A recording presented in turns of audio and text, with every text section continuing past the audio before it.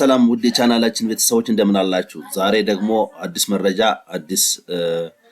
መረጃ ወደ እናንተ ይዘን መተናል። እንድትከታተሉን በጣም እንድትከታተሉን እንጋብዛለን። ለቻናላችን አዲስ የሆናችሁ ደግሞ ሰብስክራይብ በማድረግ ቤተሰብ እንዲሆኑ ተጋብዘዋል። እንግዲህ ዛሬ ይዘን የመጣን መረጃ የሪሚዲያል ፕሮግራም ምን ይመስላል፣ እየተሰራጩ ያሉት መረጃዎች እውነት ናቸው ወይ የሚለውን ብዙዎቻችሁ በውስጥ መስመር እየጠየቃችሁኝ ነው። ምደባ እንዴት ነው የሚካሄደው? እኛ መምረጥ እንችላለን ወይ?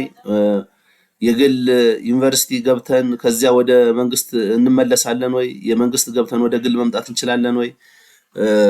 ሪሚዲያል የተመደብንበት ቦታ ነው ወይ የምንቀጥለው? ወዘተ ብዙ ጥያቄዎች ተነስተዋልና የእናንተን ጥያቄ መሰረት በማድረግ ማህበራዊ ሚዲያ ላይ የሚዘዋወሩ መረጃዎችን ለማየት ሞክሬ ነበር። አብዛኞቹ ማለት ይቻላል የሐሰት መረጃዎች ናቸው። ቁጭ ብለው ኩክ እያደረጉ መረጃዎችን የሚለቁ የመረጃ መንታፊዎች አሉ እና በጣም ነው የሚያሳዝነው። ምንም ነገር ያልተጨበጠ ነገር ዩኒቨርሲቲዎች ምደባ አካሄዱ፣ መቀየር ትችላላችሁ፣ የማስተካከያ ጊዜ አሁን ነው፣ ለማስተካከል ይህን ሊንክ ተጠቀሙ ጃዎች የሚናገሩ ሰዎች ተበራክተዋልና ውድ ተማሪዎች በሪሚዲያል ዙሪያ ጥርት ያለ መረጃ ይዤላችሁ መጥቻለሁ። እንደተከታተሉኝ እጋብዛለሁ። አብራችሁን ቆዩ።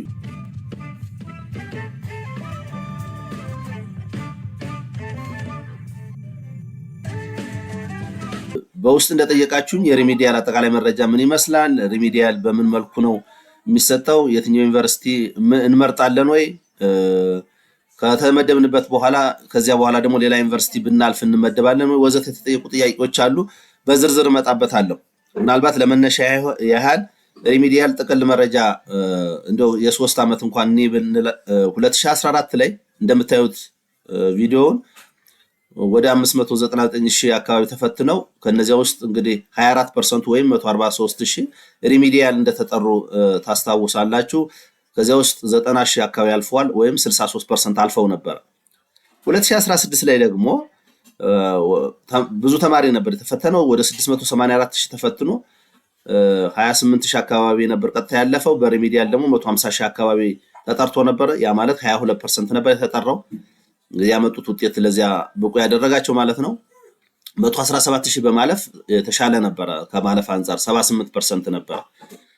በዚህ ዓመት ደግሞ እንግዲህ እንደምታስታውሱት 585,000 ነው የተፈተነው። ያለፉት 52,000 አካባቢ ናቸው ቀጥታ ወደ ዩኒቨርሲቲ ያለፉት ወይም አሁን እየተጠሩ ያሉት።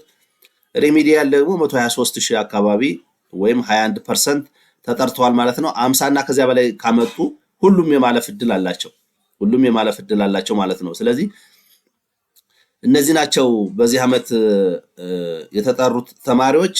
ምናልባት ግልጽ እንዲሆንላችሁ ምን እንማራለን? በሶሻል ሳይንስ ዘርፍ ሞጁሉ ምንድን ነው የሚያካትተው? የሪሚዲያል ሞጁል ወይም ሪሚዲያል ላይ ልትፈተኑት የምትችሉት ሞጁል ሶሻል ሳይንስ ላይ እንግሊሽ አለ፣ ማትማቲክስ፣ ጂኦግራፊ፣ ሂስትሪ እና ኢኮኖሚክስ 5 ኮርሶች ናቸው የምትወስዷቸው ወይም 5 ሞጁል ናቸው። ናቹራል ሳይንስ ላይ እንግሊሽ አለ፣ ማትማቲክስ አለ፣ ባዮሎጂ አለ፣ ኬሚስትሪ እና ፊዚክስ ናቸው። እነዚህ 5 ሞጁሎች የራሳቸው ታይም አለ፣ የራሳቸው የጊዜ ገደብ አላቸው። በዚያ መሰረት ኮርሱን ትወስዳላችሁ ማለት ነው። ኮርሱን ከወሰዳችሁ በኋላ የአሰስመንት ኤግዛምም አለ። እንደገና ደግሞ ናሽናል በማዕከል ደረጃ ወይም በትምህርት ሚኒስቴር ደረጃ የሚሰጥ ኤግዛምም ይኖራል ማለት ነው። የት ነው የምትማሩት? የት ነው የምትመደቡት? ማን ነው የሚመድባችሁ? የሚለው ቅድም በውስጥ የጠየቃችሁኝን ጥያቄ መሰረት በማድረግ በግልም በመንግስትም መማር ትችላላችሁ። በግል የመማር የእናንተ ፍላጎት ነው በአብዛኛው። የመንግስት ግን ራሱ ትምህርት ሚኒስቴር ነው የሚመድባችሁ። ምንም የእናንተ አስተዋጽኦ የለም እዚህ ጋር። የሪሚዲያል ፕሮግራም መቀየር፣ እዚያ ዝውውር መጠየቅ ወዘተ አይኖርም። ከዚህ በተጨማሪ ከዩኒቨርሲቲዎች በተጨማሪ ግን ቴክኒክና ሙያም በተለይ ተፈጥሮ ሳይንሶች እንደምትማሩ ነው ትምህርት ሚኒስቴር ያሳወቀው። አዲስ አበባ ዩኒቨርሲቲ፣ አዳማ ሳይንስና ቴክኖሎጂ፣ አዲስ አበባ ሳይንስና ቴክኖሎጂ እና ኮተቤ፣ ሐዋሳ ዩኒቨርሲቲዎች ግን ሪሚዲያል ተማሪ አይቀበሉም ወይም ትምህርት ሚኒስቴር እዚያ አይመድብም ማለት ነው። ስለዚህ ቴክኒክና ሙያ ናቹራል ሳይንስ የሆናችሁ ትማራላችሁ። በኋላ ስታልፉ ግን ወደ ዩኒቨርሲቲ እንደገና ትመደባላችሁ ማለት ነው። ሌሎቻችሁ ግን ዩኒቨርሲቲ የተመደባችሁ ተማሪዎች በሪሚዲያል ዩኒቨርሲቲ የተመደባችሁ ተማሪዎች እንግዲህ ለ6 ወራት ነው የምትቆዩት። እዚያ ከቆያችሁ በኋላ ካለፋችሁ እዚያው ነው የምትቀጥሉት። ሀረማያ ዩኒቨርሲቲ የተመደበ ተማሪ ውጤት ከመጣለት ሀረማያ ዩኒቨርሲቲ ነው ዲፓርትመንት መርጦ የሚቀጥለው ማለት ነው። ምናልባት መንግስት ላይ ቆይታችሁ ወደ ግል መዛወር የምትችሉት ትችላላችሁ። ከቴክኒክና ሙያ ደግሞ ወደ ዩኒቨርሲቲ ራሱ ትምህርት ሚኒስቴር ይመድባችኋል ማለት ነው። ሞጁሉ ምን ይመስላል? እንግዲህ ቅድም እንደነገርኳችሁ ለ6 ወር ነው የምትማሩት። ለ6 ወር ከተማራችሁ የምትማሩት ደግሞ ምን ያህል ሰዓት ነው የሚለውን በሳምንት አንዱ ሞጁል ወይም አንዱ ሳብጀክት ለ4 ሰዓት ነው የምትማሩት በሳምንት ማለት ነው። ለምሳሌ ጂኦግራፊ 4 ሰዓት በሳምንት ትማራላችሁ። አጠቃላይ በ6 ወር ወደ 64 ሰዓት አካባቢ ትማራላችሁ ማለት ነው። ፊዚክስም፣ ኬሚስትሪም፣ ባዮሎጂም በተመሳሳይ በዚህ መልኩ ትምህርቱን ትወስዳላችሁ ማለት ነው። ውጤት እንዴት ይያዛል ነው እንግዲህ ፈተና 100% ከማዕከል ነው የሚሰጠው። 100% ለሁሉም እኩል ነው የሚሰጠው። ተመሳሳይ ፈተና ነው የሚሰጠው። 50 እና ከዚያ በላይ ያመጣ ተማሪ ያልፋል ማለት ነው። ይህን ያህል ቻሌንጅ የሚሆን አይደለም።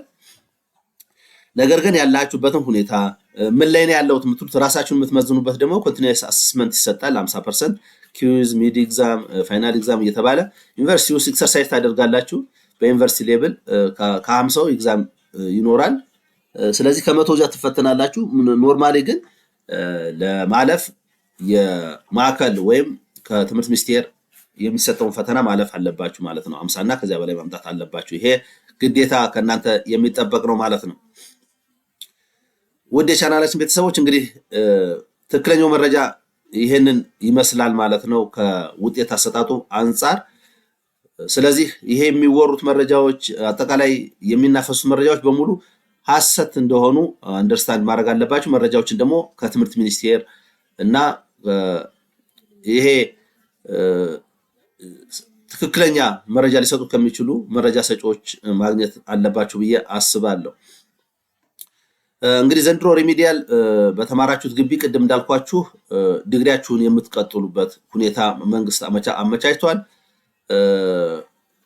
እንዲሁም ከፈለጋችሁ ደግሞ ትምህርት የግል ነው መማር። ለምሳሌ ሀረማያ ዩኒቨርሲቲ የተመደበ ተማሪ ካለፈ በኋላ ማርያም ዩኒቨርሲቲ ወይም ዩኒቲ ነው መማረው ብሎ ካሰበ መቀየር እንደሚችል የግል ከፍተኛ ትምህርት ተቋም የተማረ ወይም እዚያ የነበረ ተማሪ ሲያልፍ ወደ ሌላ የግል ከፍተኛ ትምህርት ተዛውሮ መማር እንደሚችል በደንብ መመሪያው ላይ ተቀምጧል። ከግል ከፍተኛ ትምህርት ተቋማት ግን ወደ መንግስት ተዛውሮ መማር አይቻልም። የግል ላይ ሪሚዲያል ከገባችሁ በኋላ መንግስት በሚያስተዳድራቸው ዩኒቨርሲቲዎች እንማር ብትሉ አይቻልም። ስለዚህ ባላችሁበት ነው የምትቀጥሉት። ስለዚህ ዩኒቨርሲቲ መመደብ እንደማትችሉ መመሪያው ላይ አስቀምጧል ማለት ነው። በአጠቃላይ እነዚህ 4 መሰረታዊ ነገሮችን በደንብ አንደርስታንድ ማድረግ አለባችሁ ብዬ አስባለሁ። ውድ የቻናላችን ቤተሰቦች ይሄ እንግዲህ ከትምህርት ሚኒስቴርም ከተለያዩ መረጃዎች አጣርተን ያገኘነው መረጃ ነው። ለእናንተ ይጠቅማል፣ ለእናንተ አሳሳች አይሆንም፣ ወይም አንደርስታንድ በሚሆን መልኩ ትገነዘባላችሁ ብለን ባሰብነው መልኩ ያቀረብነው መረጃ ነው። ሪሚዲያል ተማሪዎች ዝውውር፣ ሪሚዲያል ተማሪዎች ምደባ ተደረገ፣ ሪሚዲያል ተማሪዎች እንደዚህ ሆነ የሚለው በሙሉ የሐሰት መረጃ ነው። ምንም ምደባም አልተካሄደም። በቅርቡ ሊካሄዳል የሚል ነው ከውስጥ ያገኘነው መረጃ እንጂ እስካሁን ምደባ አልተካሄደም። ምደባ ባልተካሄደበት ዝውውር፣ ቅያሬ ምናምን ወዘተ በሪሚዲያል አይሰራም። በተመደባችሁበት ከፈለጋችሁ ትማሩና ትፈተናላችሁ፣ ካልፈለጋችሁ ትተዋላችሁ እንጂ ዝውውር፣ ምደባ ወዘተ እየተባለ የሚሰራ ነገር የለም ብሏል ትምህርት ሚኒስቴር። ስለዚህ የሐሰት መረጃዎች ናቸው አብዛኞቹ እንደምታዩቸው።